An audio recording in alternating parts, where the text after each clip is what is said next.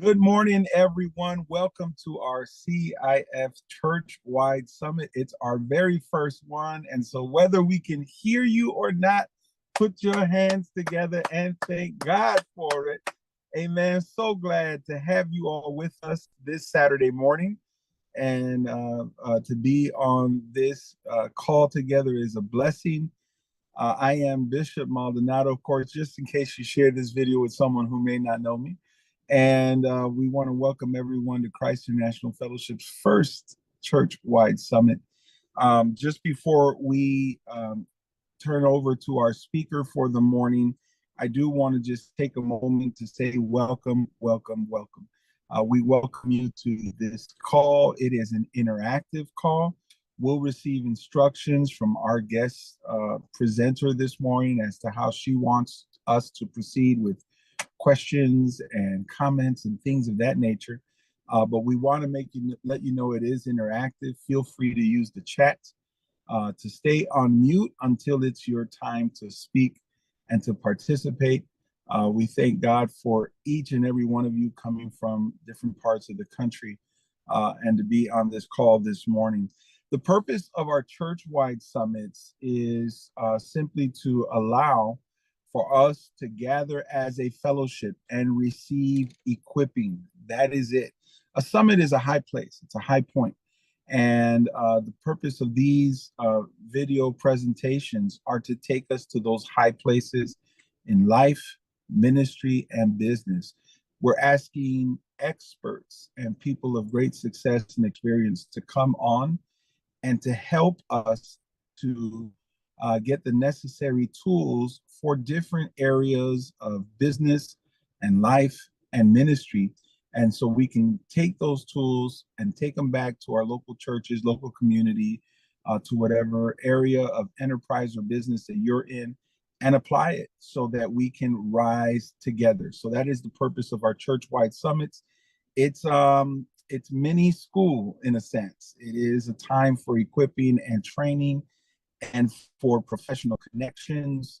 And so I'm excited that you are with us on this call today. Part of the vision for Christ International Fellowship is to provide. It's not just to take and receive help from churches. It is to provide, to give help to pastors, to preachers, to teachers, to ministries, to families, and to business people in the kingdom of Christ. And so here is one of the ways in which we do that as we're providing tooling. And so we thank God for it. As you know, our time today is limited in that we're scheduled from 10 to 12. I don't believe we'll use the whole amount of time, but that is our schedule. And so hang in there with us, ask away. There is a recording here that you'll have access to later. This entire presentation is free. Hear me, it is free.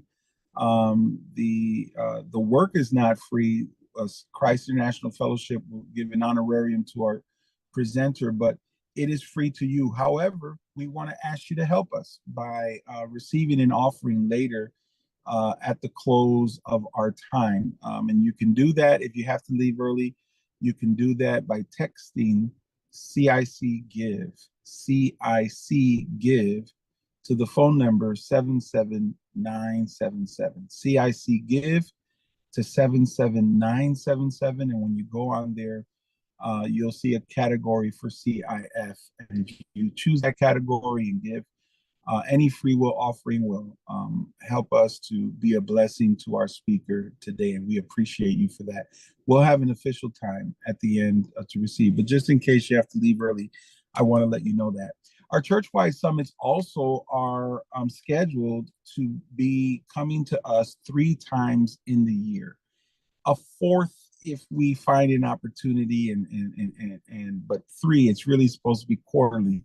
And that fourth quarter we may or may not do something, but at least 3 times in the year.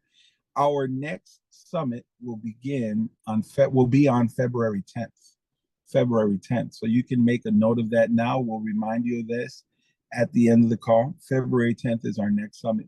Now, just before we get started, you will know I am not in my office. I am not in my regular place. I am in the car because Bishop lives on the road. When we scheduled this summit, I had intended to be in my home, but we have a child who's in band, and today is his last competition. And so we got up at the crack of dawn. I was at the high school at 4:15 this morning, dropping my son off, getting back home, taking a little nap before I got on the road myself, and drove across to the other side of Florida. So we are in Clearwater, Florida. Pastor Tia is already in the event. She said, I'll have to watch the recording later. She is already in the event, and I will be joining them later on, but I'll be on the call. I'll be off camera, but I'll be on the call and I'll be enjoying it and participating through the chat. But just so you know that where Bishop is today, that was not scheduled. They won and kept winning, and so voila, here we are. Last performance of the year. Today we have the distinct honor and privilege of receiving help and ministry and instruction from a wonderfully anointed woman of God. Most of you may not know her, but you recognize that last name because her counterpart, her husband, is none other than Overseer Brandon McCray. Her father-in-law is Bishop McCray, Bishop Wade McCray. And if you've been with the fellowship, you know them well. They lead and they teach and they minister. But this is the, I dare say, the better half of the equation. He's gonna kill me for that one, but this is the wonderful other half of the equation in the person of Dr. Erica McCray. And what I want to do is I want you to read this with me. I do have a brief bio for Dr. Erica Brianne McCray, the CEO of God's Purpose Over Everything Corporation, which is a nonprofit, and also the founder and director of Home Watch Caregivers of McDonough. She's the CEO of that business. It's a for-profit business. Erica Brianne McCray was born and raised in Douglas, Georgia. Erica graduated high school in 2006 and was the top African-American student in her graduating class. This is a brilliant millennial, everyone, who is with us today. Erica completed her undergraduate studies at Valdosta State University, get this, in 3 years with a Bachelor's of Arts in Psychology and a minor in Sociology. After obtaining her bachelor's, she started her career with AT&T as a store manager while completing her MBA from the University of Phoenix. Upon completing her master's a week later, she married the love of her life, Dr. Brandon McCray. On February 25th, 2019, she completed her doctoral degree in management and organizational leadership from the University of Phoenix. She has a 14-year-old son, Benjamin Isaac McCray, a 5-year-old, Ethan Blake McCray, and a 2-year-old, little Timothy Braxton Wade McCray. She's currently a senior program project manager for Cricket Wireless and the CEO of Home Watch Caregivers of McDonough, a home care agency that she opened on August 1st, 2022. Erica is also a seminary student at Columbia Theological because obviously she has plenty of time and flexibility to do all of these things. She is a seminary student at Columbia Theological Seminary pursuing a dual degree of Master of Divinity and Master of Arts in Practical Theology. She will complete in December 2023, just weeks away. Erica's a wife, a mom, and a businesswoman, and she's extremely passionate about her church, her faith, and empowering women to be their best selves. Erica serves on the executive board of the National Council of Negro Women in her local section at the top ladies of distinction. Erica is a member of the National Association for the Advancement of Colored People. In April 2020, Erica started God's Purpose Over Everything, a women's ministry tailored to helping women uncover their God-given purpose while deepening their faith and walk with God in 2020. As of 2021, GPOE is now a 501c3. Here is a woman of many endeavors, greatly successful in all that she does. And I'm so proud and glad that Dr. Erica McCray is with us this morning. Come on, put your hands together and welcome Dr. McCray as she comes. And we are in your hands. Thank you for being with us today. Thank you so much. Thank you guys for getting up so early on a Saturday to come and attend this workshop. I pray that it is a blessing to you. So I believe everybody can see my screen now. Is that correct? Yes. Okay, good. All righty. So let me just kind of move some stuff out of the way. Thank you so much to Bishop Maldonado just for always pouring into his people, his community. He's one of the best people that we know. So thank you so much for the opportunity. And this is going to be very informal. So at any point, like he said, we have a couple of hours for this. It probably won't take that long. So at any point, if you have a question, please feel free to stop me, ask your question. We can go over it. Bishop Myra, if you would just let me know if there's some comments in the chat box, because I probably won't be able to see it. So just let me know and we will get those answered. So without further ado, I will go ahead and start presenting my presentation. I will go back and forth because there will be some things that I want to show you from what I've done in the past, and we will just kind of go from there. So what we want to talk about today is event planning. And what I'll do is I'll give you let's go to the next slide. I'll give you the just brief agenda of what we'll be going over today, and then we'll just kind of dive into everything. So let me see if it's gonna let me there. Perfect. Okay, so I'll go over a brief introduction. Bishop Maldonado has already, kind of given you my bio, but we'll talk just a little bit about what I've done. Then we'll go straight into what this whole workshop is about, which is event planning. So we'll go into defining the purpose. We'll look at budget and what that needs to entail. We'll talk about having a planning committee. We'll talk about how to select your venue, marketing and promotion. What does that look like? We need an event agenda. So we're going to dig into that. We'll talk about some of the logistics and coordination, as well as evaluation and feedback. And then we'll conclude with any Q&A. But like I said, this is very informal, y'all. I want you to get as much information as possible. So if you have a question, please stop me and I will make sure to answer. Okay, we have a few other people coming in. So thank you so much for joining. So let's go to the next slide. Okay, so he's giving you my bio. I need to so I thought I had my bio updated. So my middle child is 6. He just turned 6 October the 18th. So he is 6, and it had in there that I am a senior project manager for Cricket Wireless. Well, as of last month, I am no longer with AT&T/Cricket Wireless. They went through a transition and I actually got laid off. So I am full-time in this home care business, me and my husband. So I'm super excited about that. And as you can see, I do have the Masters of Divinity and the Masters of Arts and Practical Theology in Black, because I don't have them yet, but December, probably the 20th, I will be done with all of my studies and I will have 5 degrees. I am not going to school anymore. I am sick of school. I've been in school my entire life. So this is it. Brandon keeps saying that he wants a PhD. He already has a doctorate degree. He wants PhD. Go do whatever you want to do, sir. I am done. 5 degrees is more than enough. So that's me in a nutshell. A full-time business and nonprofit owner. This is probably the first time you guys have seen me, but you do know Brandon. He's always everywhere. And we have our 3 boys. But I am hosting this event today, or this workshop today, because I have had the pleasure of hosting 4 women conferences.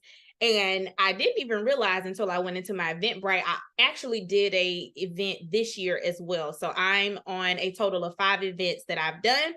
And then lastly, I am a huge, as you saw in the bio, I am a huge community advocate. So I also need to update. I'm on the e-board for the National Council of Negro Women, Top Ladies of Distinction, and NAACP now. So yes, I am. I don't know how I do all of this stuff, how I get everything done day by day, but I do by the grace of God. So we are going to dig into event planning and why is event planning so important. Now, for me, just to give a testimony on these conferences that I hosted, my husband, everybody in my family pretty much are ministers, teachers, pastors, all of this. When me and Brandon got married, I was like, yeah, that's not going to be me at all. Now, as you guys can see, I'm in seminary getting a dual degree, but in 2018, like Brandon had already did his trial sermon. He's a minister, all of this stuff. And I'm like, listen, I love God, but that's just not for me. And I just had this moment in 2018 where I was like, you know what? I'm just not doing enough. I feel like I'm running from what God wants me to do. So going into, this was December the 31st, 2018, going into 2019, I just found myself in a spot and I'm like, you know what, God, let me stop running. Let me just do what you say you want me to do. And I went into 2019 with that prayer, like, God, here I am. What do you want me to do? I'm going to stop running. And in that, in May of 2019, I was riding down the road and God was like, I need you to put on a women's conference. So I'm like, am I hearing you correctly? Because I just got my soul salvation together. Like I've been running. I wasn't doing everything that I was supposed to do. So are you really telling me that you want me to put on a women's conference? And he was. So I took out my recorder and I was like, okay, let me record this on this day. God is saying that he wants me to do a women's conference. He was giving me some people that he wanted to be a part of the conference and just all of these different things. So when I got home, I told Brandon, I was like, hey, so I was riding down the road and God told me that he wants me to put on a women's conference. So for me, I'm like, okay, so I haven't been doing everything that I'm supposed to do. Are people really going to show up for this women's conference? Like, what is this about? I was very confused. But as I said yes, because that was one of the things I told God going into 2019, no matter what you say, I'm going to say yes. And I found myself, I've never hosted anything in my life. But as I gave God a yes, he started sending the right people. He told me where I needed to have it. How many people, what the theme was. I like all of this stuff for this first conference. We ended up selling out the conference. I told God that I wanted at least 140, 145 people. I think we ended up having 150. We sold out. The budget was met before we even got in there. The hospitality, I had a hospitality team. Like God really, again, this was my first time hosting a conference. So I'm telling you, this was all God because the stuff that he had me do, it just blew my mind. That first conference was so amazing. And my mother-in-law, she was one of the speakers for that conference. And after it was all said and done, she said, Erica, the level of excellence that you had in this conference made it seem as though you've been doing conferences for years. So that I knew, one, that I heard from God. I knew too that God was in the midst of this entire thing because I had no experience whatsoever. And God just came and he sent the people. He blew my mind. So I'm here to kind of talk about what that journey has looked like. Now, the first year, God was letting me know, hey, I'm with you. You heard from me, and let me make sure that everything is in place. That second year, going into 2020, was when we had the pandemic. That was a rough year for me hosting this conference because I thought everybody was like, oh, I can't wait till next year. And I was like, I just did what God said do. I don't think this is going to be an annual thing. So when he told me, to do the one in 2020, that one was rough. It was rough. It was a do you trust me type conference. So we ended up switching the venue. we had to do a virtual option and an in-person option because of the pandemic. So it wasn't a whole lot of people that were allowed in the actual sanctuary. It was maybe about 50 people, and then everybody else was online. At one point during that conference, I didn't know if we were going to fully meet the budget, even though we had sold tickets and everything. And I told Brandon, I was like, hey, so I may have to come out of pocket, a little bit on this, because I know God said to do it, but this is just, it's a rough season, with the pandemic and everything. It was different. We ended up still meeting the budget at the very end. My mom and my other dad, they were doing the catering part, and they ended up donating, that part. And then I had another $1,000 donation that ended up meeting the budget. I was like, Lord, thank you. The third year, we went back to Valdosta.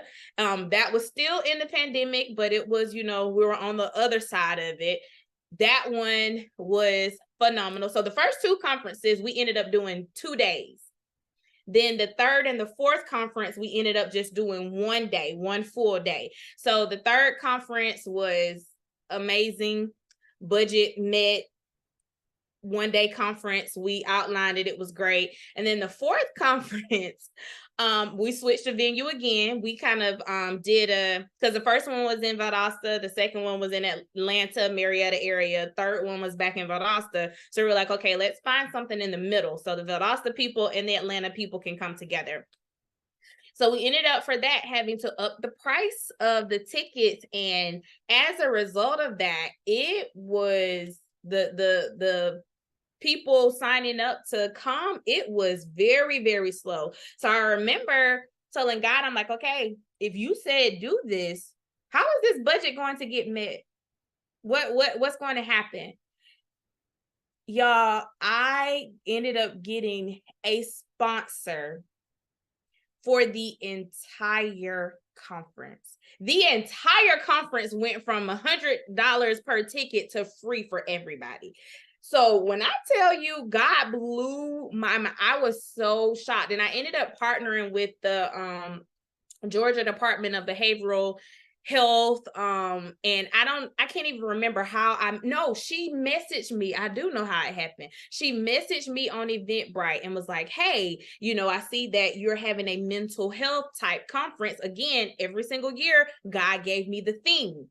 He changed the theme every single year. So this year it was, you can't pour from an empty cup. And it was talking about mental health. And she said, hey, I may have some funds to be able to help you. So we started talking, y'all. I'm not even thinking that the whole conference is about to get sponsored. So she was like, well, yeah, just kind of let me know what your budget is, and I put everything down and she was like, oh yes, this is feasible.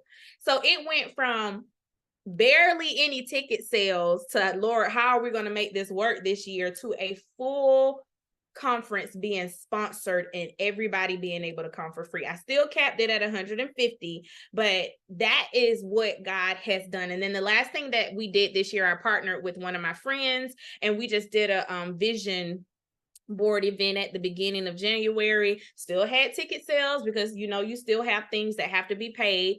So those tickets were about $30 and we were able to meet that budget as well. And we ended up getting a couple of sponsors. So that has been my experience with conferences. Not every single conference, and they're so stressful. Conferences are so stressful, especially when you're the only person that's trying to plan the entire thing. So we're going to talk about just the importance of having a planning committee and all of those different things that you need. But that has been my experience so far. So let's dig into the first part of event planning, which is defining the purpose. So I would have never put on a women's conference had it not been God. Let's just be completely honest. Nor would I have done it 4 years in a row, because as soon as you're done with something, you're planning for next year. It's like a recurring cycle and you really don't get a break because you have to think about, oh, well, let me go ahead and secure the location for next year. Let me go ahead and start figuring out who is coming so that I can get on their schedule, because people have things, scheduled in advance. So the first thing that you have to focus on is defining the purpose. Why are we having this event?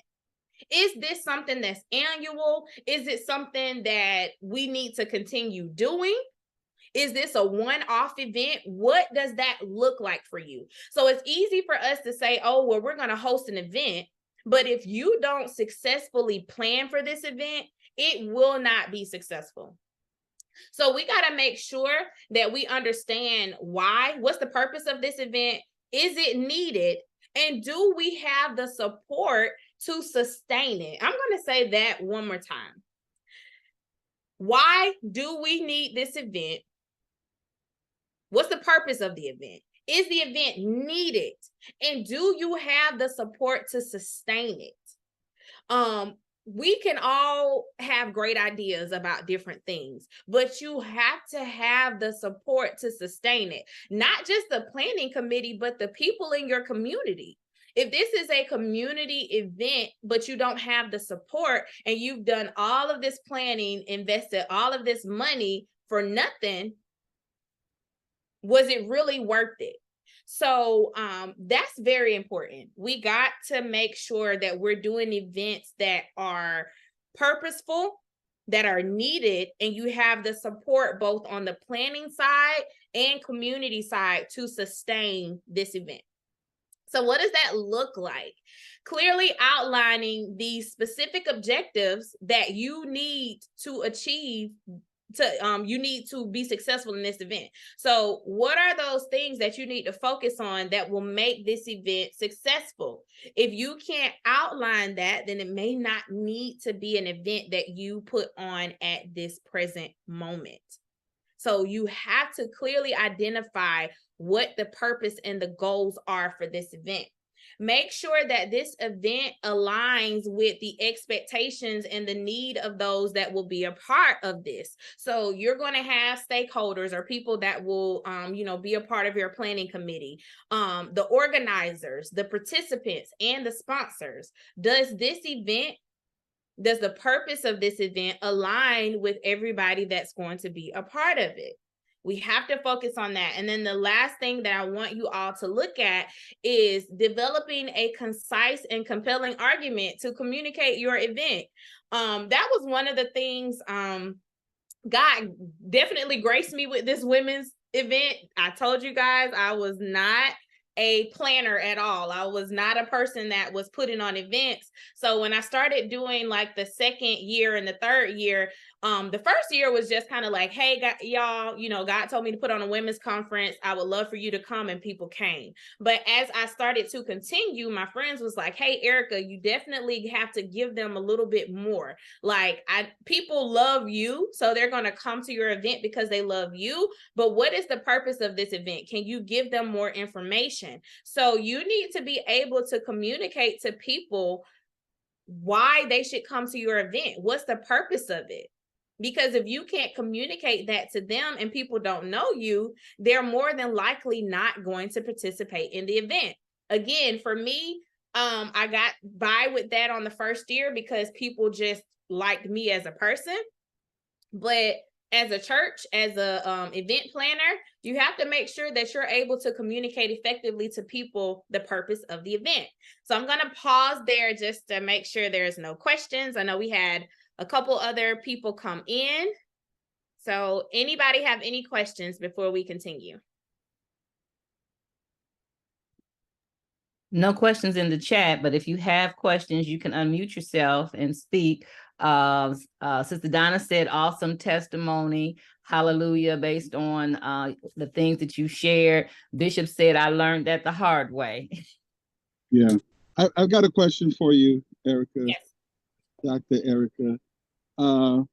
In terms of defining that purpose, how detailed does that definition have to be?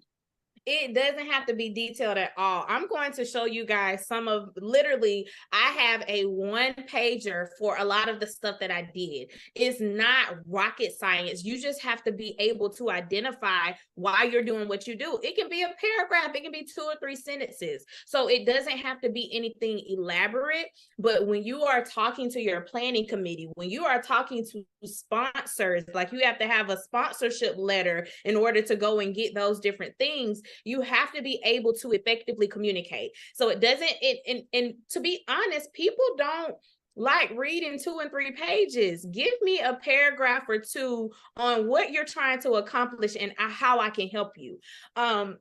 Again, for me, a lot of the things that I did initially was just word of mouth and just by favor. When I needed sponsors for the second and the third year, I went on Facebook and I said, hey, we're, planning this conference for the second, I think it was the third and the fourth year. We ended up doing business sponsorships for women. So it was like $500 a piece. I think the third year we had 2, and I think the fourth year we ended up having 3 people. So with that, I simply went on Facebook and was like, hey, I set up a little link for people to be able to donate to that specifically. But, we want to provide business sponsorships to a few of the women that are coming. Would you partner with us in a donation? So sometimes you can do something as simple as that. But if you're wanting to get business sponsorships, corporate sponsorships, then of course you need to draft up a brief letter, a 1-page letter, kind of stating the purpose and all of that. So you need to have that information so that you can go and do that. And let me put you all on game of something that I have found that has changed my entire life and being. ChatGPT is absolutely phenomenal. It is an AI-based software system that is completely free. And I will put this in the chat so that you guys have it. So all you have to do is go to ChatGPT and say, hey, I just did this literally. I created a sponsorship letter to go to Walmart and Publix to get free turkeys so that we can pass those out for my friend who's running to be district attorney in Augusta. I have a nonprofit, so they, will give turkeys and different things to nonprofits. I went to ChatGPT and said, hey, could you please help me to create a letter that will go to Walmart and Publix about this turkey drive that I'm doing and blah, blah, blah. Once you put that information in there, it will do it for you. So Wow. There's information out there that you can use that you don't even have to put. I mean, it did everything that I wanted it to do. You give it a few things. I said I wanted to do this specifically for single moms, and it created this amazing letter. As a matter of fact, let me pull this letter up so I can show you guys. And again, I did not write this. ChatGPT, which is AI, wrote this for me. So let me see if I can find it. I just sent it to my best friend not too long ago. Give me just a minute, y'all. I think it's in my downloads. Okay, so let me show you the one that I just sent her for Publix. And again, I didn't write this. ChatGPT did, and it's absolutely amazing. So I copied the information from the AI system, but I put my logo up there. It gave me all of this. Put your name, put your title, all of that. I changed that to say, Dear Publix store manager, and all of this information right here is what ChatGPT gave me. Now, of course, where it has my information, my telephone number and all of that, I had to fill that in. It said, put your email, put your telephone number. I didn't write any of this. Doesn't it look amazing? Oh, you don't see it. We don't see it. Hold on. You might be sharing the wrong screen. Hold on. I thought I was sharing my entire screen so that you guys can see. Hold on just a minute. We had your screen, but then when you went to go get that, it did something. Okay, now we see it. Okay, great. So as you can see, I put my logo at the top, all of this information up here. It told me, put your name, put your title, put, your organization, all of that. All of this information, ChatGPT did for me. Wow. A whole letter. And all I had to do was go in at the bottom and sign, put my information in there. Look how it's worded. And you don't even have to think. All you have to do is put the information on what you're trying to accomplish. And if it prints out a letter and it's missing some information, you can say, thank you for this. Could you also update this letter to add blah, blah, blah? and it will do it for you. It'll say absolutely, and it'll create another letter for you. All you have to do is hit copy. I'm going to go into my GPT.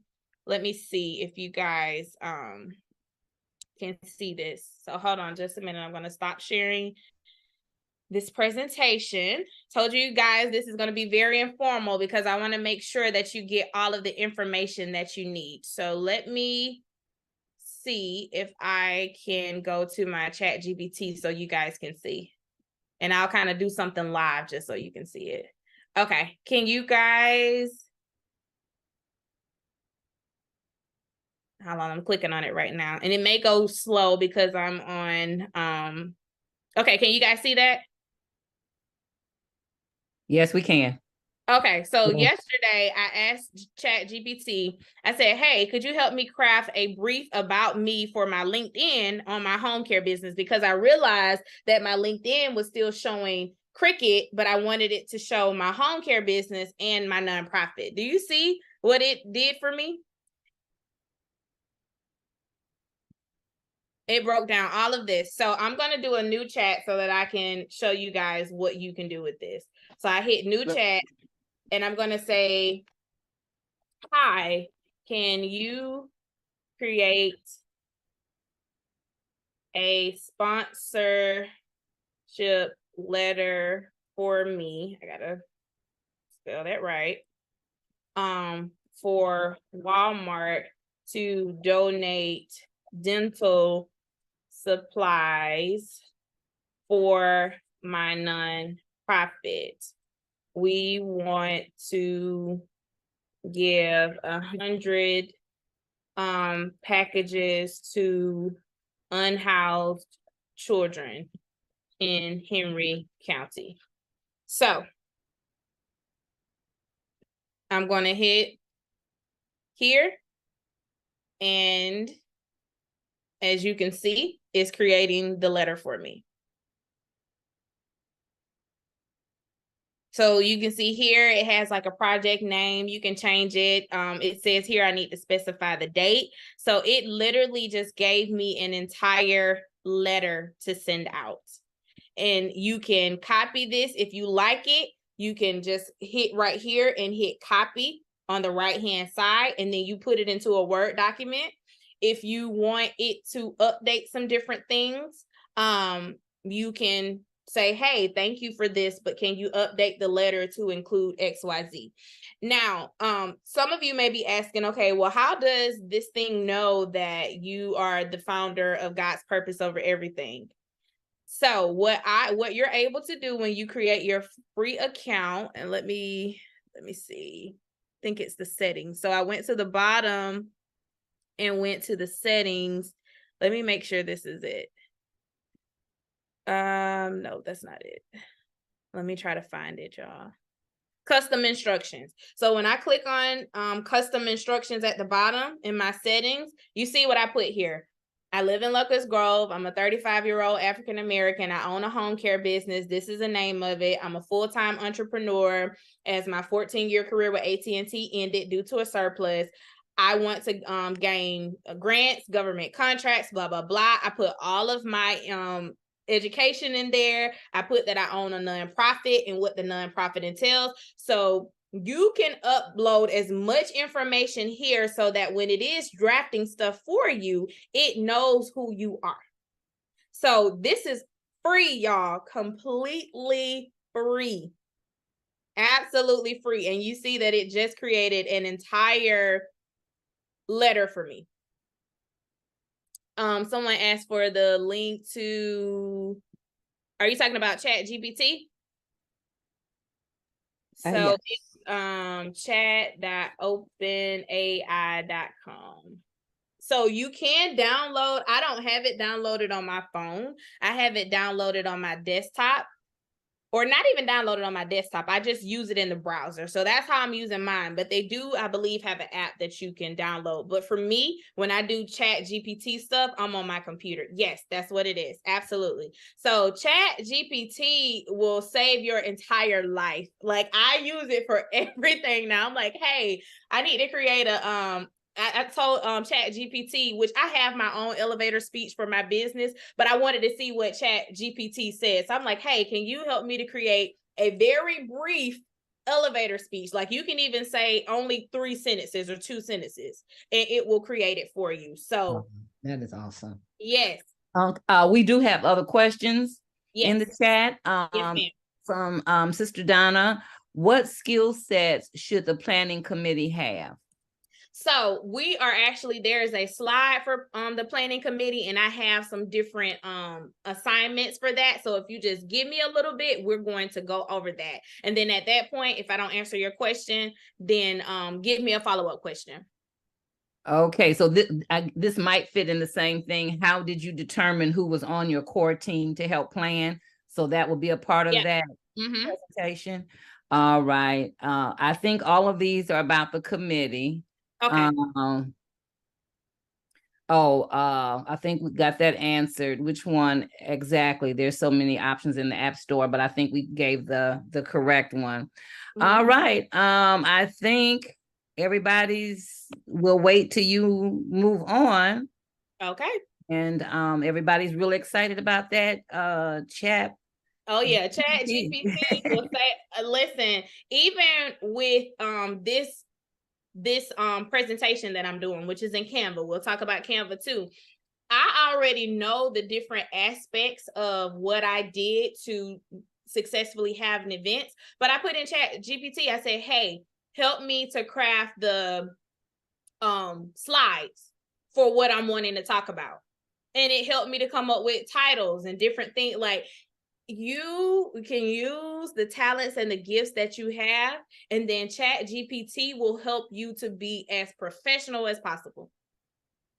So I went into Canva. This is a Canva presentation. I used the template that they already had, changed the information in there. I told Chat GPT, hey, just give me a breakdown of 1 to 2 bullets that I want to make sure that I tackle. Now, it did, of course, everything that was in my brain, it didn't have on there, but I was able to say, okay, yeah, that's exactly what I wanted to talk about, but let me add XYZ. So you can make your life so much easier by simply using these tools that are completely free of charge.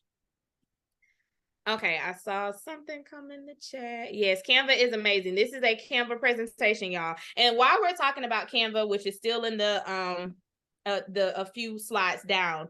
So I have a free Canva account because I have a nonprofit. If you have a church, and I've gotten this for our church, Gathering the Champions, I've gotten free accounts for Top Ladies of Distinction. We have a free account for my local NCNW because all of them are nonprofits. They're 501c3s. So if you Google free Canva account for nonprofit, you need to make sure that you apply for your church, apply for your nonprofit, so that you can have a free account, a free premium account, because Canva is free, but it's limited. So you can get a free premium account by simply being a nonprofit. You can also get a free premium account by being a teacher. So you need to Google where you need to go to fill out your form so that you can get a free account. Did you create an account with Chat GPT or use it without? So yes, I have an account because I want it, but my account is free. I haven't upgraded to Chat GPT 4. I'm on Chat GPT 3. So yes, you need to create an account, because if you don't, like I said, initially with the custom information that I put in there, if you don't create an account, it's not going to save your information.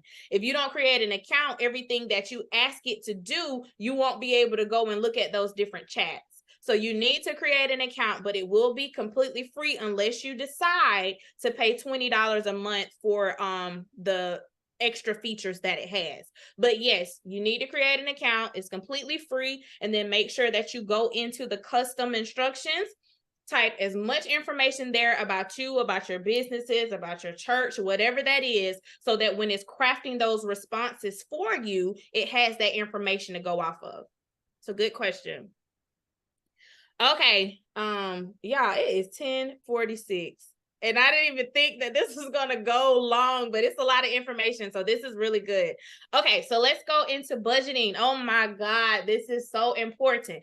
Let me start in the red. Pastors, you cannot do everything, nor should it always come out of your pocket. I'm going to say that one more time because I fuss with my husband about this all the time. You can't do everything, nor should it have to come out of your pocket. If God gave you the vision, trust that he is going to provide the provision. So we must plan to meet the budget and let God do the rest. Budgeting is key. So before you start promoting an event, you need to have a fully developed budget. Fully developed. My husband, and I keep fussing with them about this every single year, and God always works it out. But I'm like, this is not a fully fledged plan, sir. The conferences that he does with his dad is all based on raising an offering. Raising an offering is good, but what happens when the offering wasn't where it needs to be? Now you got to come out of pocket. Now the pastor has to come out of pocket. You need to make sure that you have a plan or sponsors. I don't care if you say, hey, I just want this free to the community. That's fine. Get you a sponsor. But I am tired of seeing all of these pastors coming out of pocket for something that God told them to do because we're not effectively budgeting. If you want it to be free, fine. Find sponsors. But coming out of your pocket for what God has told you to do? No. If he gave you the vision, he's going to give you the provision. So I know I may have just rebuked some people right there, but I am sick and tired of seeing our pastors, our ministers having to come out of pocket for what God told them to do because we are not effectively planning and budgeting. So let's go into this. Total cost. You need to have the total cost on your budgeting. You need to know how much this entire event, this entire 2-3 day conference is going to require. Because let's just be honest, all of this stuff that we're doing for the community, for the people, is not free. You have to pay for people to come in and facilitate these different conferences or events that we're having. In addition to knowing the total cost, you have to have a breakdown of all of the expenses. What is each expense going to cost you? Speakers, music, venue, food, hospitality. You need to identify every single thing that's going to be a part of this budget. Based off of the total cost and the breakdown of the expenses, okay, so what are we doing? Is this a free event that we need to get sponsors for? Or do we need to develop tickets? And you develop your ticket costs based off of how much the conference is. My conference budget was typically about $10,000, which meant that I needed to sell about 140, 150 tickets at $50, or I could sell 75 at 100. You need to back into the data. How much does this conference cost and how much do these tickets need to be? You can use Eventbrite, and I think they've changed some stuff now. I haven't used it in about a year, so don't quote me. But the last time I did a conference, and this is the other thing, stop going on Eventbrite and saying, oh, I'm going to eat the cost of the what Eventbrite charges. No. You put that on the people that are registering. If it's $25 and they're charging $3.25 as a fee, guess what? You need to say, no, that fee goes to the person that is getting the ticket. So you can get all of the money that you need to pay the expenses for the event.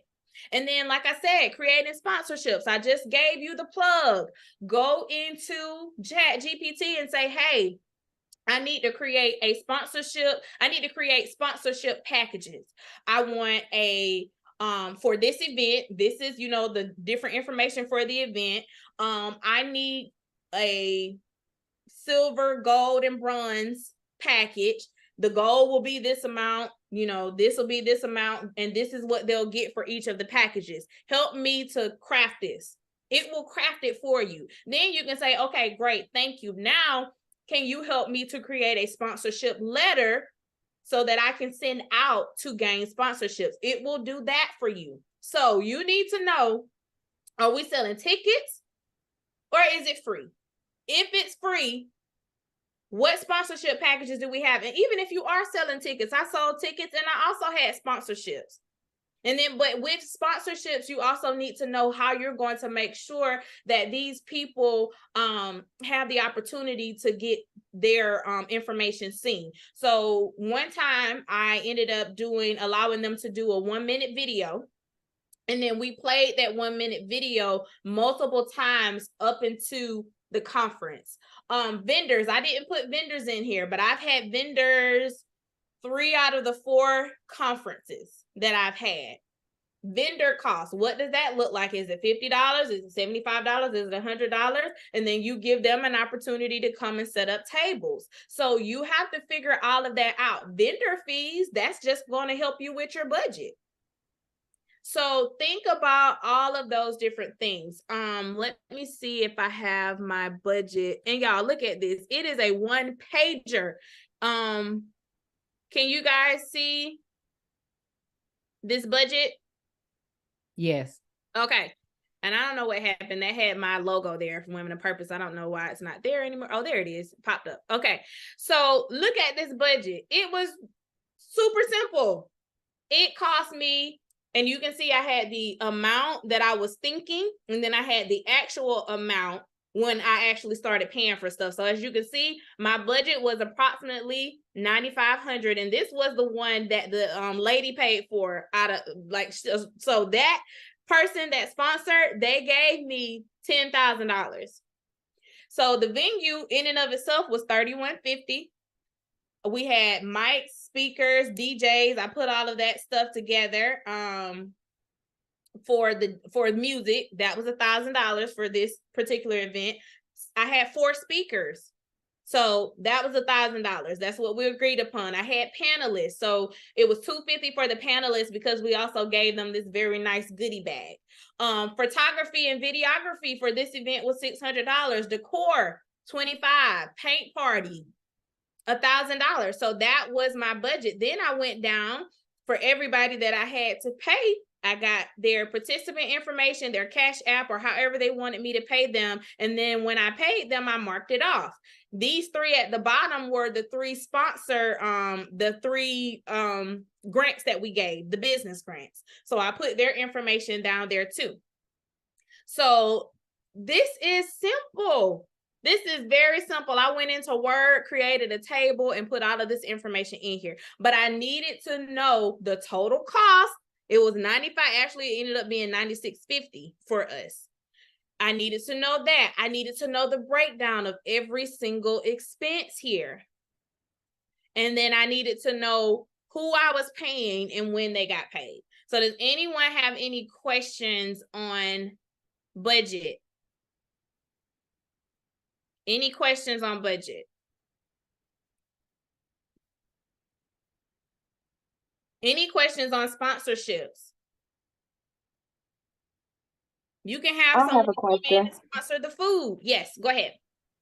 How did you, I want to say, narrow it down to where you put in everything that you needed and did not miss?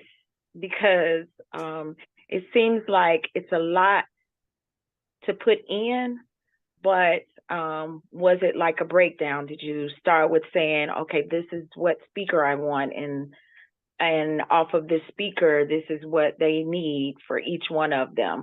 How were you able to basically narrow it instead of it being, extremely wide and making it a little confusing or too much, I should say?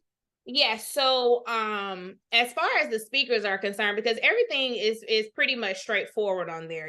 Once you solidify, and we'll talk about venue because there are a few pieces to determine the venue, but the main thing is the speaker piece. So with every conference that I put on, God he directed me. He gave me the theme, and he told me the people that he wanted me to reach out to concerning the conference. So for them, I always say, hey, what would it take for you to come?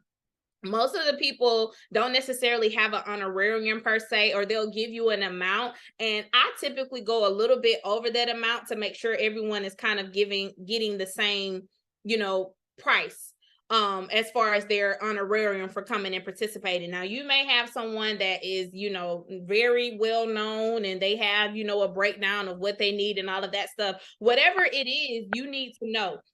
With my husband, for their convocation, you know, there's a lot of times there's gas, there's hotels for them to come, there's the honorarium, there's all of these different things. So you need to be able with the speakers to know. Well, I'll take that back. If they require a hotel, you're going to know how many hotels that you need for however many speakers are coming, you know, all of that stuff. So that's one category. Then you'll have a category of whether of flights. If you have someone flying in, you're going to have a budget for that. So then that's a separate expense. Then if it's only gas, you know, someone driving from Atlanta to Valdosta, then you need to put that as a separate expense. Then you'll put the speaker budget based on the honorariums of the people that you have requested to come, or if it's just a generic budget. So it doesn't have to be complex, but when you think about that, you gotta, and this is another thing too that pastors do that I absolutely hate. What also needs to be in your budget, you know that you're going to have to take these people out to eat after they speak, unless it's like mine. We had catered lunch. And we also had a party at the end. We took a break at like 4 or 3 and came back at like 7 or 8, but we had food there. So I didn't have to worry about taking anybody out to eat. When you have a conference where people are coming and preaching, you already know you're going to have to take these people out. So guess what? You need to talk to your planning committee or talk to your church or whatever and have a card that accommodates that, or have that put in your budget. You can't just keep taking everybody out on your dime, out of your personal money that you need to make sure that your house runs.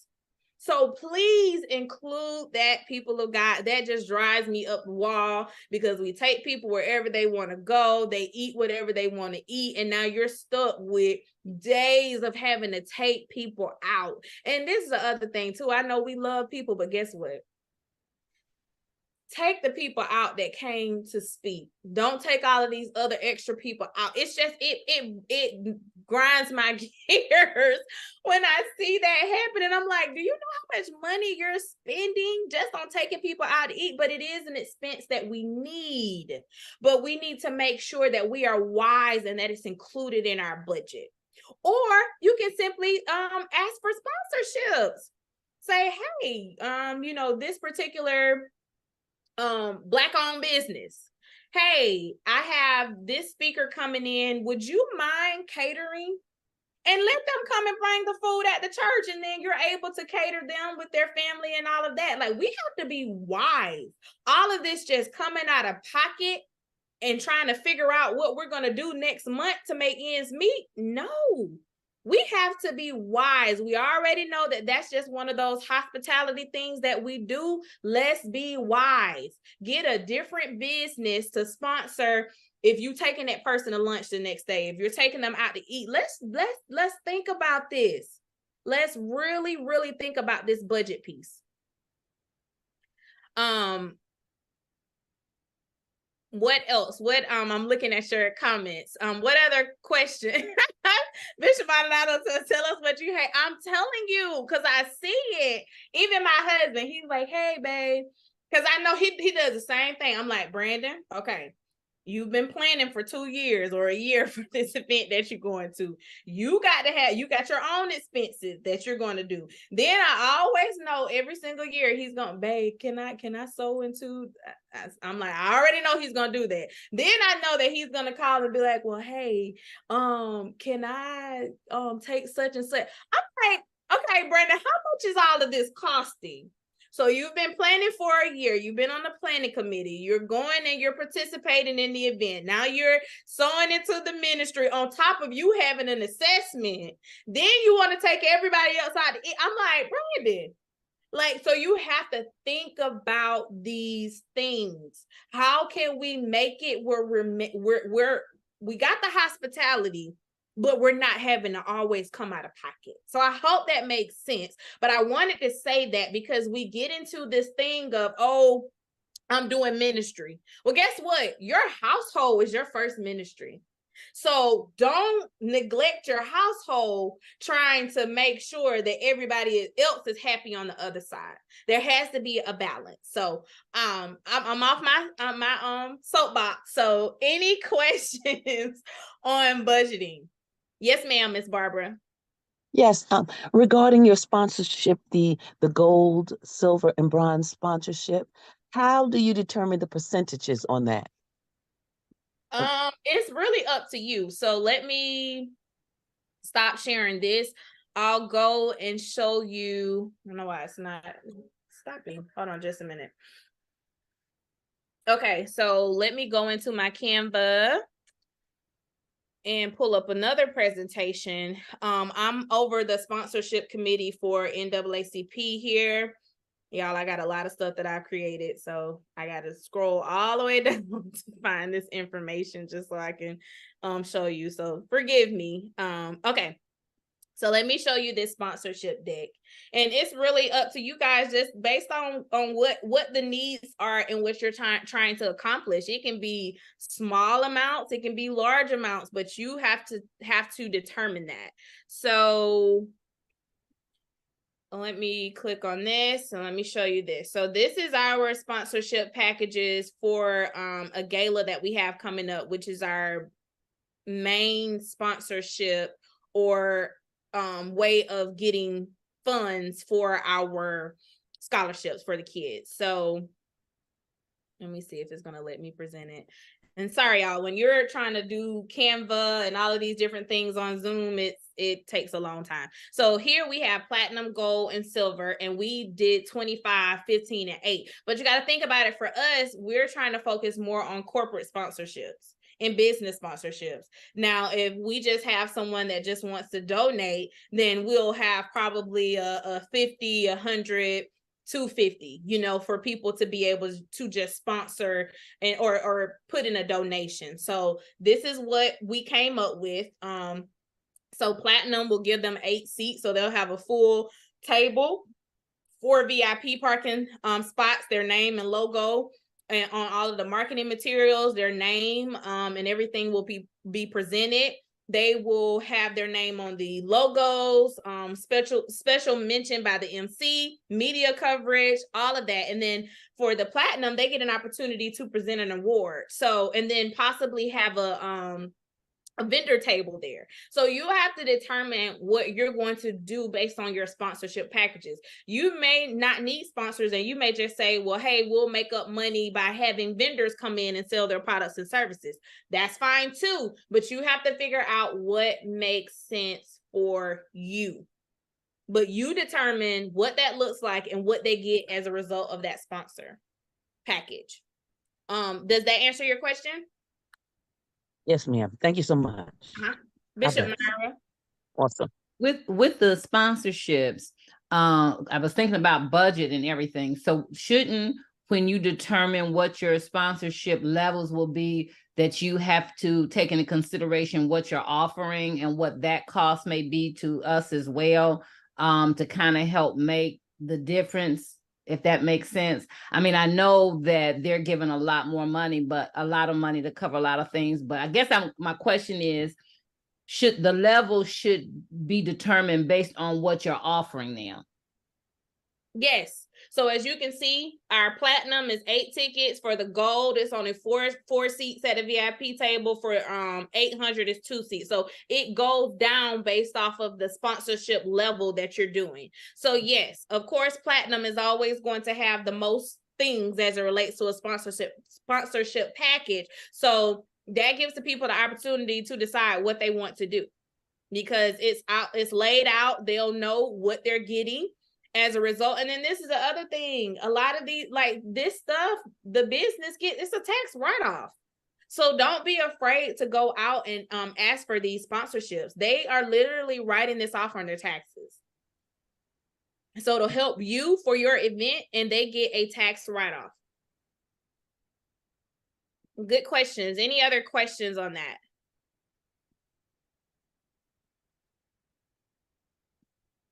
Okay, so let's go back. So let's go to planning committee, because we had a lot of questions concerning this. So my thing for everybody is, please be in prayer that God sends those committed to the vision that he gave you. There have been some times where I've had to manage the entire conference planning, everything by myself, because I didn't have a dedicated team. That's okay, but it's extremely stressful. I would not recommend that at all. So you need a dedicated planning committee that is going to be dedicated to the vision that God gave you. Now this is the thing. God gave you the vision. So sometimes you may have to do some things on your own, but having a team is needed. First thing, I always have an intercessory team. We for the last 2 conferences, we did prayer every single. No, it wasn't every single day.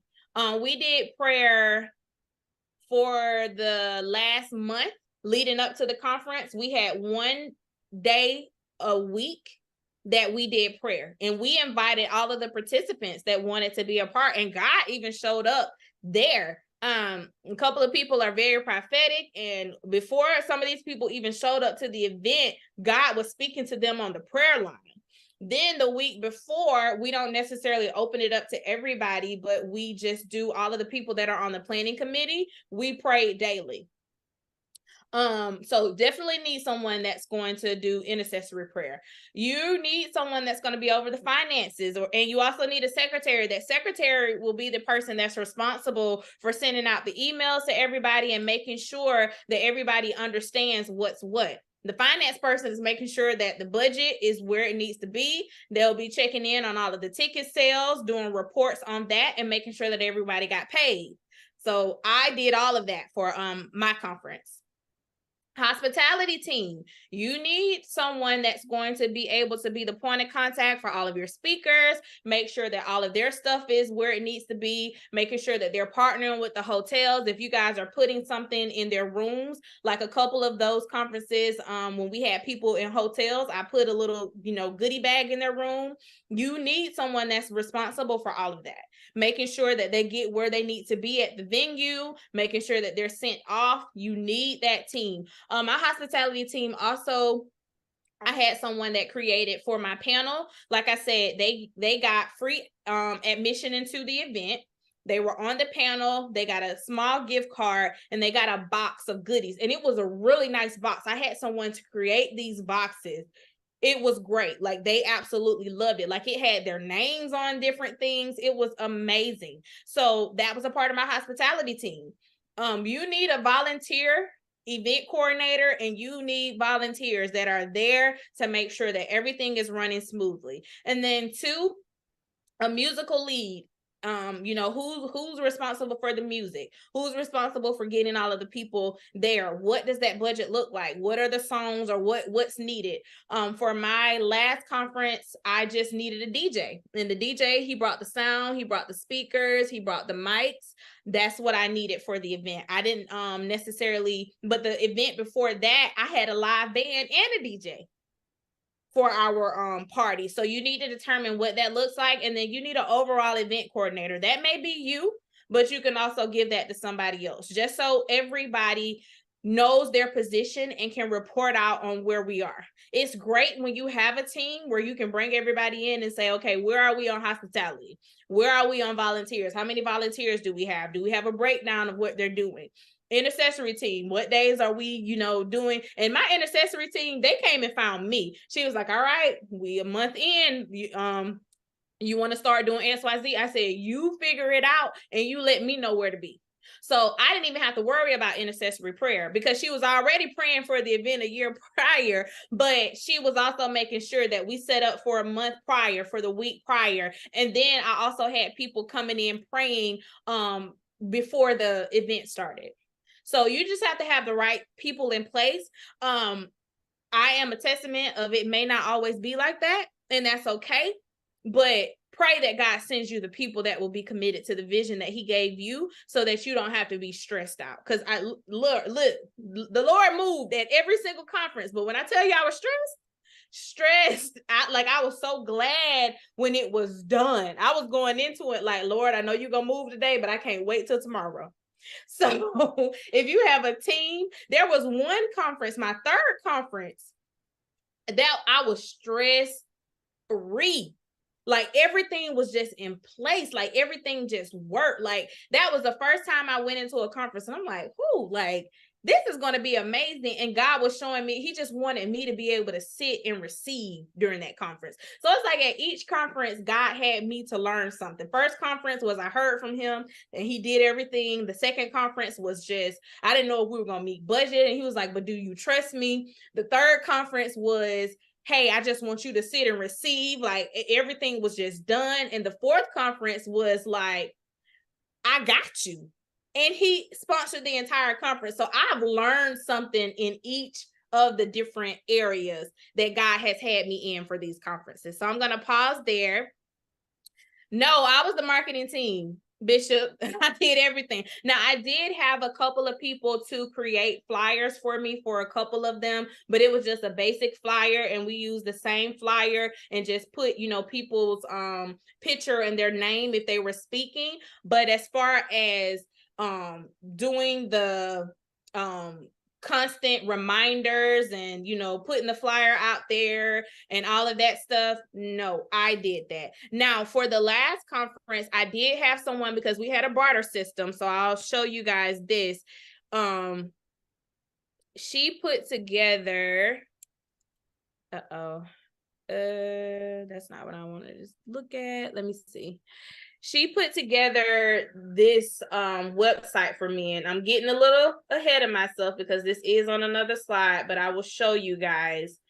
So this was my little one-pager on my website for the conference, and this is all on my website. I have Wix. So as you can see, the Georgia Department of Behavioral Health and Developmental Disabilities sponsored the entire event. So as a part of them sponsoring, I had to put their logo there, which was completely fine. And I put in partnership with them. It was last September. We just had some things. Are you seeking to strengthen your relationship with God? Are you looking for a tribe of like-minded women? So we just put things for them to get excited. This conference is for you if blah, blah, blah, blah, blah. We had pictures of the last conference that we did. I went to Facebook, because you can always, when you have a hashtag, you can always go back and get the information from the last conferences. So I put testimonials here from our first conference, which was absolutely amazing. And then we put grab your ticket, and that sent them straight to Eventbrite to get their ticket. So, super simple. Wix is simple. If you have something like Wix or Site 123 is one that you can create a very simple website. A lot of this stuff is plug and play. So you don't even have to, if you have someone that's good at this stuff, great. But if it's just you, there are sites that will help you to create a really nice website. I'll show you my best friend's website. I just created this in Site 123. And I created this for her campaign.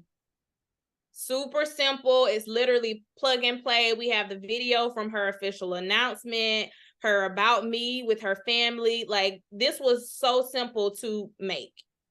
It gives you templates and you fill out the information, and that's all you have to do. Super simple. Any other questions before we move on?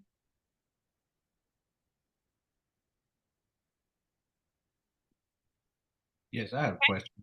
Yeah, go ahead. I was trying to unmute and I couldn't find it. No. When choosing sponsorship, how do you decide who to get to sponsor without that sponsorship being politically, if you will, party-sided, if you will, and that can be actually mutual, if you will? I don't know if that makes sense or not. But. So it's really up to you. What are you needing a sponsorship for? Is it the entire conference? Is it a food sponsor? If it's a food sponsor, you're simply going to those that you feel that have good food and would be willing to sponsor you. If it's sponsoring, so you just got to break that down. What is it for? You may have multiple sponsors for multiple things. If it's just a general sponsor, it's just a general sponsor. So your sponsorship letter will say, hey, I'm soliciting a sponsorship for you for this event. This is the purpose of this event. This is what you will get as a result of being a sponsor. So I don't see it as necessarily being political. It's just based off of the needs of the event. And if you feel like there may be, something with a particular sponsor and it doesn't align, we talked about that in the beginning, alignment with the people that will be sponsors, the people that will participate, all of that. So if a particular sponsor doesn't have the beliefs that you have, or you feel like it'll be something a little bit crazy to have them as a sponsor for the committee, don't ask them. I mean, a sponsor for the event. Don't ask them. It's so many opportunities to get sponsorships out there. So you don't necessarily have to rely on one person. If they don't align with what you're doing, don't even worry about it. Skip over them and go to the next person. I hope that answered your question. It did. Thank you. Mm-hmm.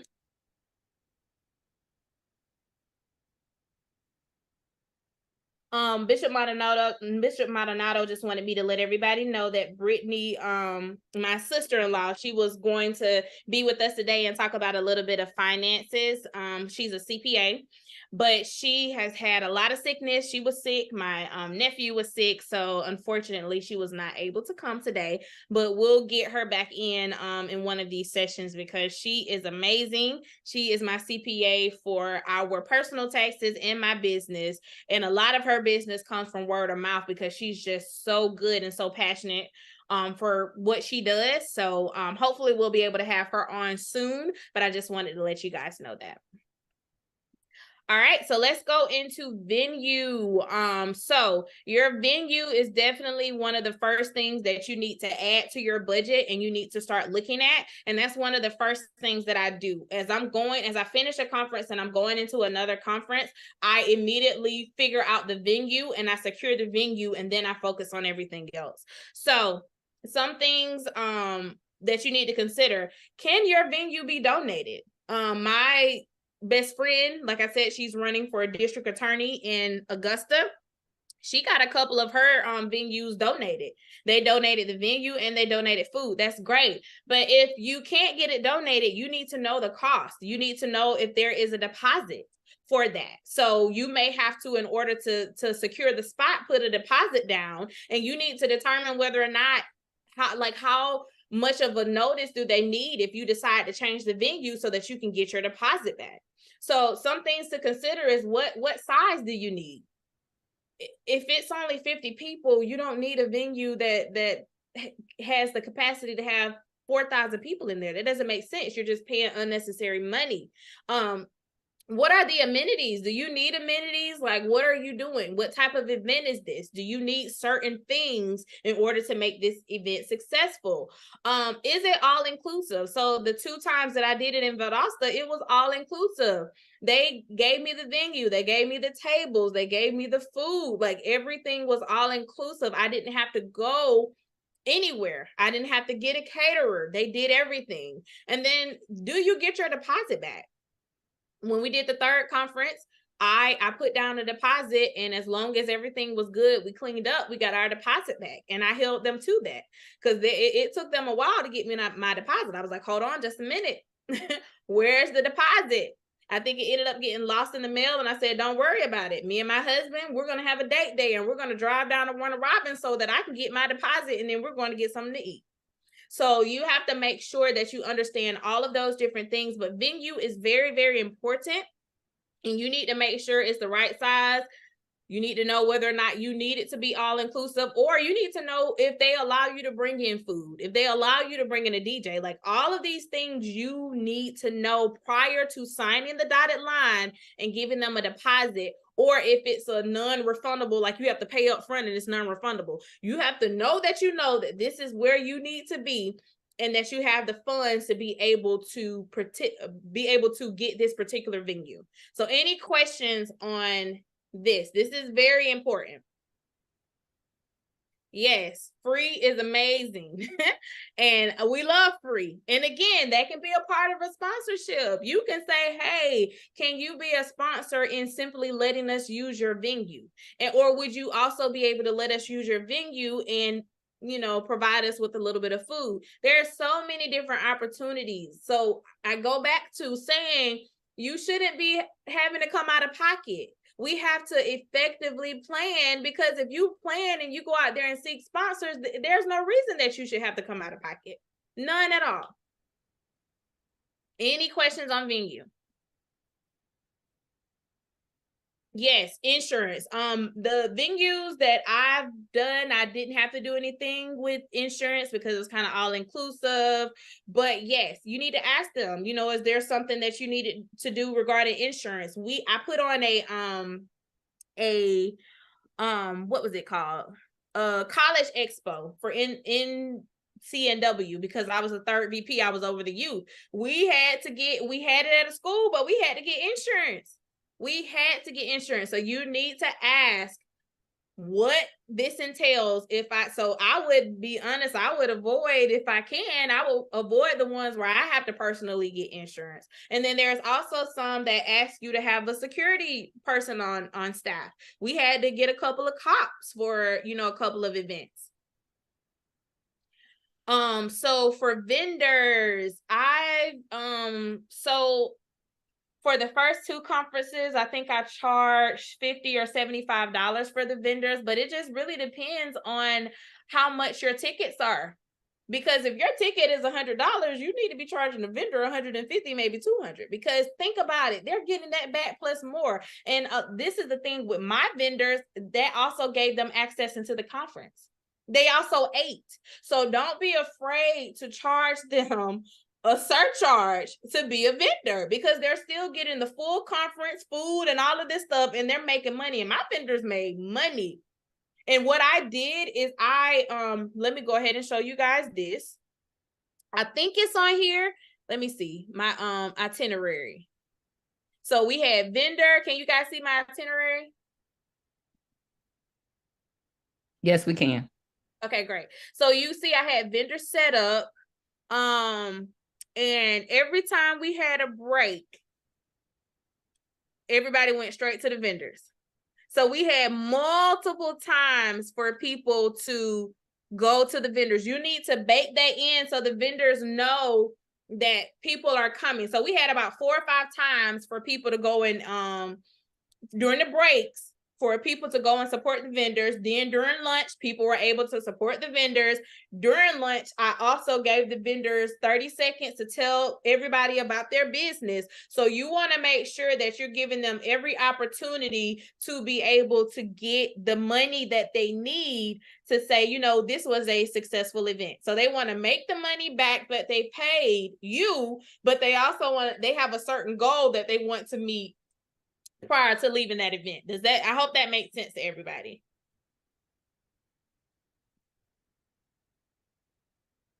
Okay. Let me go back to, okay. Any questions? Any other questions? Yes, that's a good thing, Bishop Maldonado. And that's the thing, you have to have, planning is everything, and be upfront with the vendor. So my conferences are typically, look at my husband trying to log in. Conferences for me are typically 150.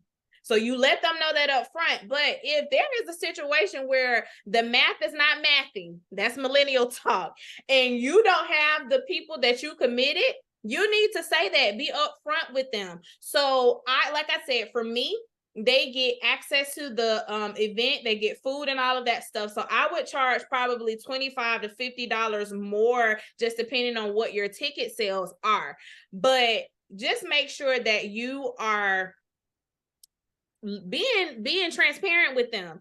If the math is not mathing, do not tell them, oh yeah, it was supposed to be 150 people here, but it's 25. I wasted my time, I wasted my money, and now I'm upset. This actually just happened to one of my friends. She was going to an event that was supposed to have 300 and something people there. Hey baby. And it was like, 100 people there, but that's not what you told me. So now you have me at a deficit because I have sat here and prepared 300 products and it's only 100 people here. So you have to make sure that you are being transparent with the people. How do you market your event? So we actually have that coming up as well. So let me go to the next slide so that we can talk about some of these things. Marketing, there you go. So I do flyers, which again, we already talked about Canva. You can get a free premium account for being a teacher. You can get a free premium account for being a nonprofit, or if you don't fall in any of those categories, that's fine. Just get you a free Canva account. Now, if you just say, hey, this just is not working for me, I can't do this, it's okay to hire someone to create what I did for the last 2 conferences. I said, hey, can you create me one flyer? And we're going to use the same flyer to also input the different speakers, because I didn't want to overcomplicate it, nor did I want to have to pay all of that money for multiple flyers. So put that in your budget. If you can't use Canva and all of these different things and it's not doing what you need to do, that's okay. Put it into your budget so that you know about that. Email marketing. So I'll show you guys this. I use MailChimp, which is free. They have a free account for you to do that. Let me show you guys what I'm talking about. I'm trying to move some of this stuff out of the way, y'all. Some of this Zoom stuff. Okay, so this is what I use to communicate to those that had registered for my conference. And I may have to log back in, but let me see what it shows.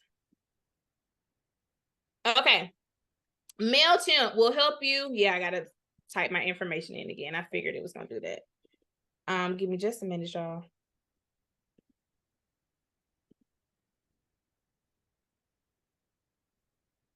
Okay, so this is just a preview of what I was sending out. So this was my flyer. I got one of my friends to make this flyer, and we used this one flyer for everything. All they did was change the picture. She changed the picture here.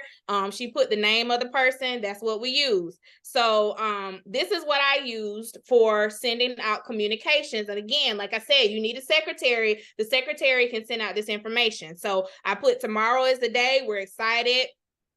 Here's the conference. This is the theme. This is the address, because people don't pay attention. They will ask you over and over, well, what's the address? What's this? What's this? Put it there so they don't have to ask you. I put, if you can't make it, let us know, because this was a free conference. So a lot of people, when stuff is free, they register for stuff and then don't show up because they don't appreciate the value of it because they didn't pay for it. So I let people know, if you can't attend, you see I have my best friend's information. Email her. Don't email me. She asked me what I needed her to do. I said, handle all, because I can't. As a host, people will bombard you. When you're hosting a conference, it's like you're having a wedding. Don't call me the day of my wedding telling me that you can't come or asking me questions. That's rude. So I said, email her so that she can let me know. And then we can add some additional people if they want to come. We were focused on business sponsorship, so I gave them the link to donate there. I put the itinerary here. We're going to talk about itinerary, and I just showed you guys my itinerary. So you just put all of this information here: hotel bookings, information about our pajama party. So I put all of that information here. Now you can send this based off of the and I'll get to you in just a minute, Edwin. You can send this through MailChimp. All you got to do is put the contacts in there and it'll send it. But what I found, a lot of times when you use systems like this, it goes to people's spam. So they're not getting your email. So what I do is I create it in MailChimp. I hit send a test. I send the test to my email, and then I just simply forward that email from my email box, so I know that everyone is receiving the information. So it'll still be in this nice little format because you did it in MailChimp, but now you're able to get everybody to get the information because it's not coming from MailChimp and their boxes marking it as spam. So Mr. Edwin, what's your question?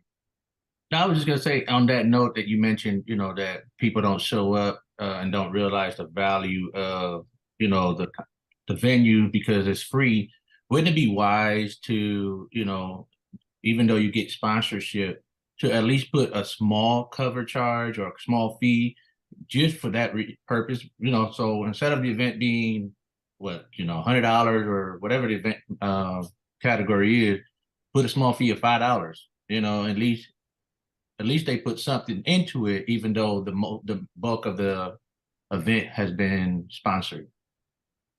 Yeah. So I'm a yes and no on that, because if you're wanting it to be free, so this is what I had to learn, because I also gave the opportunity for people. What I stopped doing, I'll give you this on what I stopped doing. I used to go on social media and say, hey, if you can't make it, but you want to sponsor someone, please let me know. So I'm getting 10, 20, 25 people sponsoring ladies. And then people are reaching out to me, hey, I really want to come. Do you have a sponsor? And I'm putting them on the list and they don't show up. That for me is complete disrespect, because someone paid for you to come and you chose not to show up because it didn't come out of your pocket. So I stopped doing that. So if you have opportunities for people to be sponsored, you make that for me was just I got tired of that, because I'm like, people have given their money to support you, and now you're telling me the day of that you can't come, and I didn't even get an opportunity to extend that sponsorship to somebody else. So in that aspect, I stopped doing that. But if you want it to be a free event, or like for me, in order for me to have this sponsorship for the department in Georgia that gave us the $10,000 for the event, I couldn't charge people. That was a part of the sponsorship. So you also have to know what the sponsorship entails, because for me, I couldn't charge anybody a dime. So what I did was I put that caveat in there to say, hey, if you can't come, reach out to my best friend and let her know, so that those people that do want to come, that told me, hey, if you have someone, bail out, I want to come, I was able to add them to it. So I hope that makes sense. I understand what you're saying as far as the $5 thing or whatever, but even with that, you may still have people that don't even, register because it's $5. So it's a fine line. If you choose to do that, it's okay, but you just have to determine what that looks like for you, and depending on the conference that you're having or the event that you're having. Bishop Myra. I was thinking with regards to that, and I don't know if this is something that makes sense or not, but you know how hotels do, and they have to put in their card information, and it's only charged if it's a no-show. Is that feasible for a conference like this to say it's free, unless you do not notify us of cancellation within this time, and then you'll be a charge, and then you put what the charge would be? I wouldn't recommend that. I wouldn't recommend that, because what's gonna happen is people are gonna start disputing with their banks and all of this stuff, and then you'll be in a whole world of whatever. If it's free, it's free. If it's a lot of times people want to debate you, especially in Eventbrite. You need to be explicit to say, this is non-refundable. So if you pay your fee, guess what? You're not getting it back. And as long as you have that information in there, when people try to dispute stuff, they won't be able to get that back. But to charge someone for a free event because they don't show up, I would say absolutely not, because that's going to just put you in a whole world of a whole bunch of people disputing $5, $10, whatever that fee is. So I wouldn't recommend that at all. We have had some newcomers, so I just want to let you guys know that this entire thing is being recorded, so you will be able to go back and get the full workshop. So just putting that out there. I'm sure Bishop Myra or Bishop Maldonado will send that information out once this is over. So again, if you missed any part, you'll be able to go back and get that. What other questions before we move on? Babe, let me know where you are so I can come and get you too. Okay. Flyers. We talked about flyers. We talked about email marketing, and I showed you guys my website earlier. You can, if you already have a website or the church has a website, you can literally just do a different page specific to the event, and it'll give all of the information for the event. and it'll give a link to where they need to go and register. Whether it's free, whether it's a ticket, it doesn't matter. You want to have a space where everyone can go and get all of the information that they need for the event. Any questions on marketing and promotion?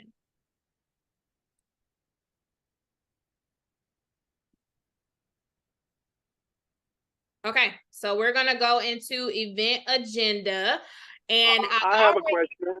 Okay, go ahead. I got on a little late. Hi, this is Pastor Bernie. How would this apply if you were setting up a meeting that would be like a cruise?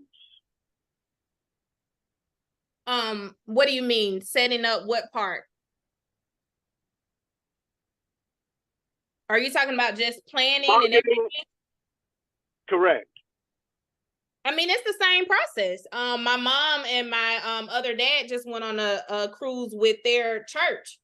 So they got with the team that would put together the packages and the different things that they had to do, because you can pay up front or you can pay a deposit and then you're responsible for paying, you know, a certain amount per month. So they picked the date that they were going and they backed into all of that. How many people did they need? How many couples did they need to go on the cruise in order to, you know, fulfill that requirement? How much is it going to be? If you want to upgrade, how much is that? They put the itinerary together. They had a place for them to go and register and pay. So it's the same process. It's going to be, you know, slightly different. You're not necessarily having a venue and all of those different things, but you still need a planning committee. You still need a budget. You still need to market it, whether you're marketing in the church or marketing on social media. So it's the same process can apply to whatever event you're doing, whether it's a cruise, whether it's an actual conference, whether, you know, it's a women event, it doesn't matter. You're still going to need these different processes, and you're going to need some people in place to make sure that the finances are there. Because what happens if you don't meet the deadline, then we need to get somebody else in that slot. And unfortunately, if you don't meet the deadline, we're going to have to refund you your money. So you still have to have those measures in place to make sure that even this event is successful. My mom, they all rolled down together on a bus. So that was a price too, for everybody to ride on the bus, because they had to get the person that drove them down there a hotel until they came back. They had to pay him a per diem each night or each day for food. So there's always a budget that needs to be put in place for all of the aspects of even planning for a cruise is a lot. So all of this has to go through all of the steps that's in this presentation. Thank you. Yeah, not a problem. Okay, any other questions before we go into event agenda? Oh, how early should you market your event? I try to market as early as possible because I need to kind of know what's going on as far as the ticket sales. If I'm trying to sell 150 tickets, so I'll give you an example. I typically, because I really don't even know, I skipped this year. God allowed me to skip this year, even though I had done the women's conference 4 years in a row, because I launched a business and I really needed to focus on that. And I think I'm going to do something next year, but I still don't even know what I'm doing exactly with the nonprofit. But when I was hosting, if I had an event in September, by December, I wanted to have my flyer and everything up so that people can start preparing for next year, but start getting their tickets. So it's up to you how early you want to market, but my thing is, don't try and market something unless it's free. If it's free, that's a different thing. But if you're trying to get ticket sales, you need to be marketing months in advance, at least 3 to 4 months in advance. Any other questions on that?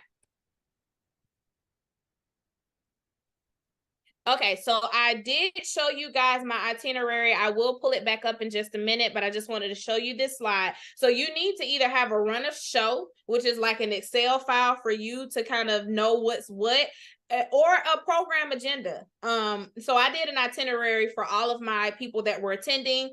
So you need that not only for the participants, but also for the people that are speaking, so they kind of know where they fit in. Send the agenda out in advance. As you can see in the mailer that I sent out, it had the agenda attached, so they all knew what was going to go on when they came to the event. And then if there are any changes to that, if you can communicate that ahead of time, that'll be great. If you can't, it's okay. One of my conferences, the third conference, one of my speakers got COVID, and she was in Mexico and she couldn't come back. So I had to pivot. I didn't have time to let everybody know that she was no longer coming, because guess who had to speak? I had to then sit down that night and craft up what God wanted me to say, because I was then the speaker. So if you can communicate that, please do so. If you can't, then it's okay as well. So let me go and pull up that itinerary one more time, just so you can see how I did mine. Again, you do it however you want to do it. So I put just the date, and I put the times of everything that we were going to do. So we ended up leaving at 3, and then we came back at 7. From 7 to 11, we had our pajama party. So it was a one-pager, because it was just a one-day conference. So you can do that however you want to do it, but people appreciate having an agenda, so they kind of know what's going on. Any questions on that?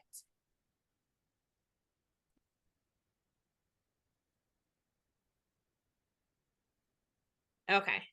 All right. So logistics and coordination, you need these in order to have a smooth event. So again, you need to look at having a welcome team or intercessors. So this team will make sure that everyone signed in at the event and that prayer is conducted.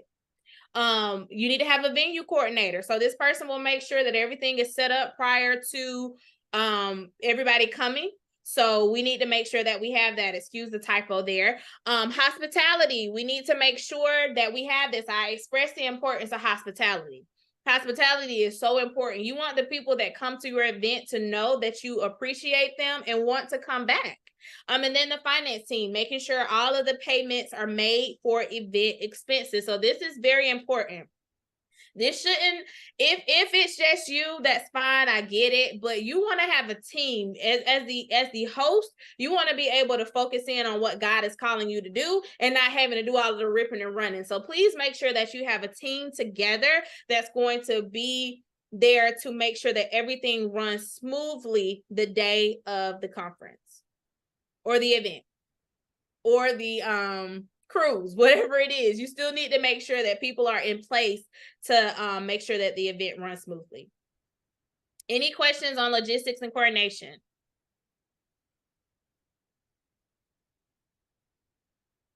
Okay, last thing is evaluation and feedback. So you want to know how effective your event was, and there's different ways to do this. So I use Jotform a lot, which is free. They have a free account, and you can literally go in and select a template and just change it to what you need it to say. So there's evaluation templates in Jotform. There's feedback templates in Jotform, and you can send that out as you can put it as a QR code at the event, or you can send it out via email just for people to go and give you, feedback, so that you can go and take that feedback and change some things next year or enhance some things. Testimonials are great. You can get testimonials verbally. You can do them on video, maybe 10-second testimonies. You can get the testimonials from Facebook, because people will always tag you about how your event bless their soul. So you can do that. And then debriefs are extremely important. After an event is complete, please make sure that you get with your team and talk about what went well, what needed to be improved, all of those different things. Those things are important. So again, Jotform will be super easy for you. Testimonials are not hard at all, especially if you have a videographer there. Get you some testimonials, and then make sure that you set up a debrief in person, on Zoom, whatever, however you want to do that, to make sure that you get that information as well. Any questions on evaluation and feedback?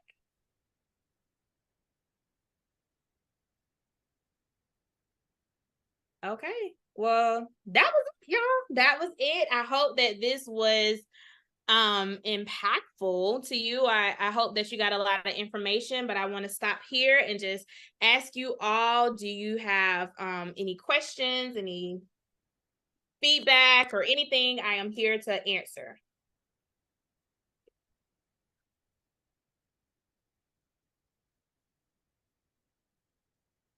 This has been phenomenal. You have done a great job. This is something that we can use. And what I love about it is, just like you said, it doesn't matter what type of event, whether it's for the church, whether it's for your business, whatever is needed, whatever event you're putting on for whatever purpose, it will. You've given us the information that we need. So I don't know about you, but I'm just excited. I can't wait to find something to plan. Not that we don't have enough already, but thank you, Dr. Erica. And before we get ready to close out, are there any questions?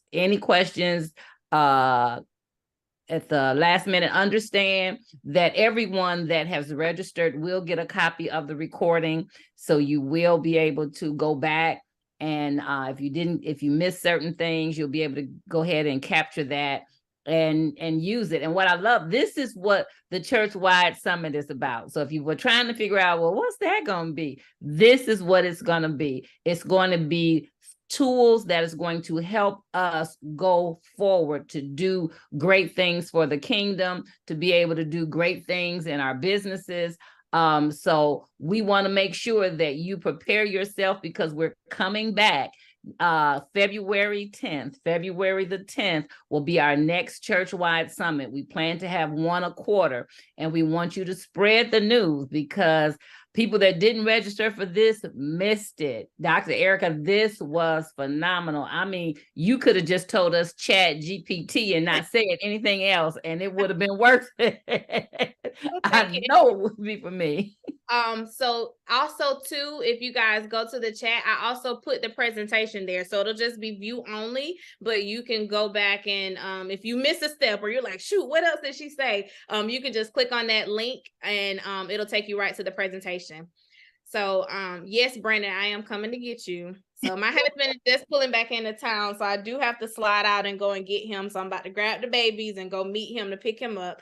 But I appreciate you guys so much for the opportunity. If you have any questions, click on that link, because it has my information in there. So if you want to chat with me or anything, I am here. I'm an open book. So yeah, thank you guys so much. Thank you, Bishop Maldonado. Thank you, Bishop Myra. I love you all. Thank you for allowing me. I do virtual stuff because I'm always managing the household and the kids. I tell Brandon I can't come to all of these things because I got to manage the household so that you can go. So thank you guys for allowing me to come on. And if you need anything, I am here. Thank you. We so appreciate it. Again, this was phenomenal. So go ahead and get your husband, because he'll be keeping it in the chat, just taking up space. Bye, everybody. Thank you. Love you both. Love you both. Too.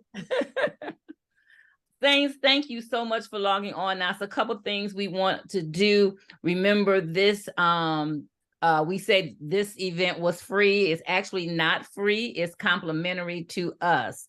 There is a fee. There is a fee that we provide for Dr. Erica, and I know you believe that she's worth it. This has been worth it. So we would love for you to give an offering to help defray that expense.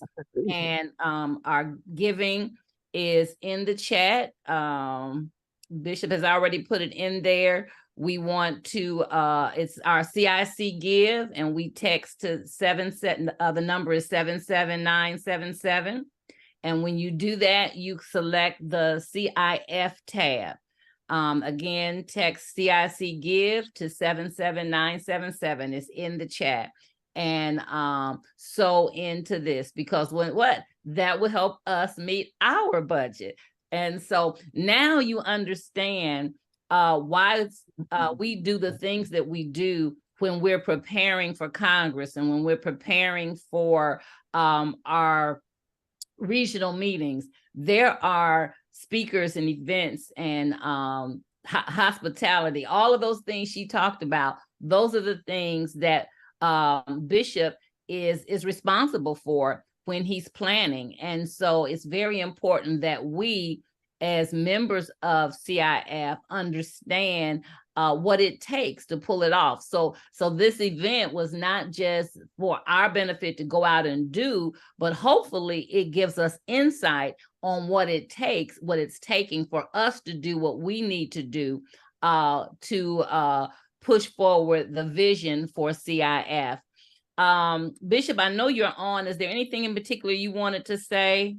And I don't know if he's done with Ian's performance or not, but if not, oh, he still can't use the mic. Okay, no problem. So we want to thank you again. We pray that you have sown a seed. Mark your calendar for February 10th. Mark your calendar for February 10th, which will be our next church-wide summit. Now, we're going to ask you to go out to our We Are CIF page, and we're going to ask you to give your testimonial about what how this has blessed you, so that we can again encourage people as we'll grow. This has been an excellent turnout. We are so excited about the fact that you all understood the assignment, that we're here, as Bishop said, to provide tools for us to be able to go forward. Please send to your pastor, right? If your pastor was not on here, please send, you may send this link to the recording to them as well. Bishop is just going on and on. But so I believe that is it. If there are no other questions, our next gathering will be for the whole will be our first Wednesday of December check-in.